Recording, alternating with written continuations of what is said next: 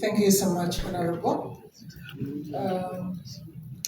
The Leader of Opposition, Honorable Members of Parliament, distinguished guests, ladies and gentlemen. Agness Kirabo is my name. I'm a civil society leader in this country, and I take this opportunity with delight, humility, and honor to make a statement on this memorable day of the presentation of the alternative budget for the financial year 2025-2026. It is my first time here, and I've had my sister, Honorable Winkiza, laughing. Yes, it is my first time here, and if I mess up with the protocol, please bear with me. That is one area that I'm very poor at. Last week, personally, I was in Paris, where global leaders met, and on one thing, combating malnutrition. About $27 billion were committed to be invested in fighting malnutrition.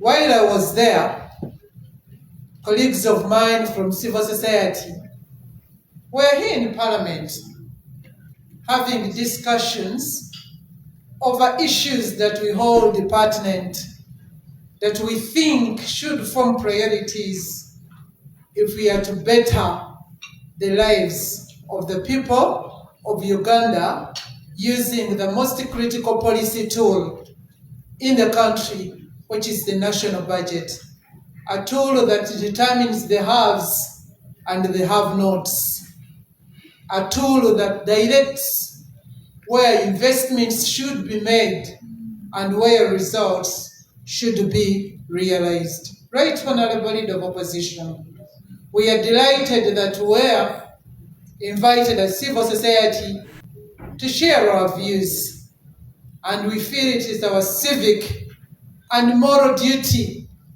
to seize every moment and see that the voices of the people are heard. I'm quite knowledgeable on a number of things that you have alluded to in your presentation, but I'm only an expert in one area, that is agriculture and food security, and of course malnutrition. Right, Honorable Leader of Opposition, Honorable Leaders here, ladies and gentlemen, the theme of which we are discussing today is combating corruption. And we are dealing with this theme focusing on the budget tool. Corruption does not happen at the exit end. It actually starts at the beginning, and this is at planning. Where we choose to put our money determines how we are going to use our money and defines who is going to benefit from the plans where we have decided to allocate our resources. You are at liberty to plan and allocate resources where they can easily be taken, or you also are at liberty to allocate resources where you're going to include almost everybody in the society. I wish to draw your attention, Honorable Leaders, to only one single program in the National Development Plan, because as a country we took a program approach, and this is the approach we focus on allocating our resources. The Agroindustrialization program, what a wonderful concept. If you're not in production, then you are at the higher levels of this particular program, up to the levels of industrialization. The ministerial policy statements revealed to us that we are very candid and we are instead reducing the budgetary allocation to this particular program. Honorables, before we went into the program approach and we are budgeting according to sectors, the sector of agriculture had hit $1 trillion. And now we are talking about a program that brings together several other ministries, departments, and agencies, and it is dropping from 1.6 to now 1.3. And this is the sector that actually every person can engage in. It is a sector not only to feed us, it is a sector to feed our industries, it is a sector to feed our exports, it is a sector for peace and security, tranquility and stability, because a hungry man, perhaps a woman also, is an hungry one. We have decided in the next financial year to instead reduce the allocation. Every single deduction taken in a program or a sector that involves many people is a decision of exclusion. It is a decision of leaving others behind, and I also do believe it is a form of corruption. I will not leave this stage without appreciating that when we got in here, the first thing after being shown where to sit, I was invited to a table to enjoy a breakfast. In my own organization, we believe in food first and everything later. Honorable members in this house, I speak to you this morning with a heavy heart that in a country of plenty, we are staying in our neighborhoods, in our societies, in our families, with close to 50% of the population that never had a meal yesterday, despite it being Eid Day. Our state of food insecurity as Uganda, by the Global Hunger Index, is characterized as serious. What a form of corruption. Corruption is not about theft of resources, but also neglect of the basic to humanity.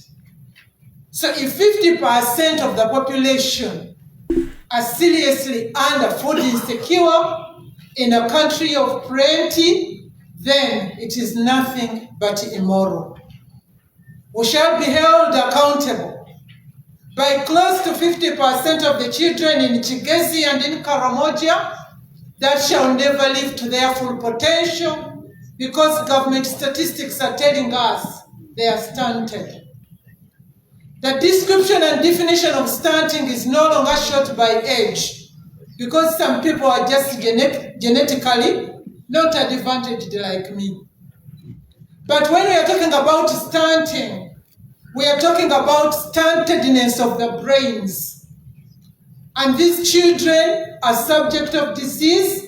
These children do not perform in school well. These children shall never innovate, shall never live to their full potential. Many of the things that Honorable Senyen you've been talking about may be, and I believe surely, we have government statistics that indicated to us that 54% of all adults in Uganda suffered stunting while they are young. And I'm happy they are not in this room. But for every 10, 6 suffered stunting.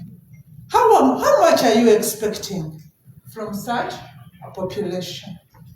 Therefore, with a food insecure society, with an agroindustrialization program, which is the hope to engage people to derive a livelihood, only being supported by a tune of 24% by government resources and the rest by externals, whereas one coughs and everybody catches a cold, people define the terms under which we should use their money, and for our own money, we are only giving agroindustrialization 24%. Then how much are we expecting? With our food security being characterized as serious, with 26% of the children national average living not to their full potential, with 60% of our children today in school, and even the whole week and the whole term, shall never have a meal in school. What kind of society are we presiding over? It is my humble prayer that if only we could put our resources to create an environment for every people to thrive, to do something and they derive a livelihood, and they have a decent meal, and they live to their full potential, then the rest shall fall in position. Because I believe hunger and malnutrition in a country of plenty like Uganda is immoral.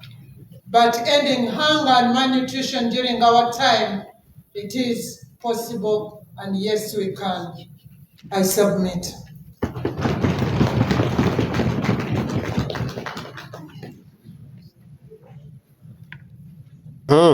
Tuyanziza Madam Agness Kirabo ebigambo byatuwadde ebirungi ennyo ebinyuvu bwe bityo era nga yabadde omugenyi omukulu ku mukolo guno mu Parliament gw'okulaga bwe tulina okutereeza eggwanga lyaffe ebizibu bye tulina naye tulina okubijjawo nga ffe bannayuganda n'abakulembeze baffe obukugu balina okukozesa okulanga ebizibu ebyo bivaawo. Tuyanziza tuyanzeege Madam Agness.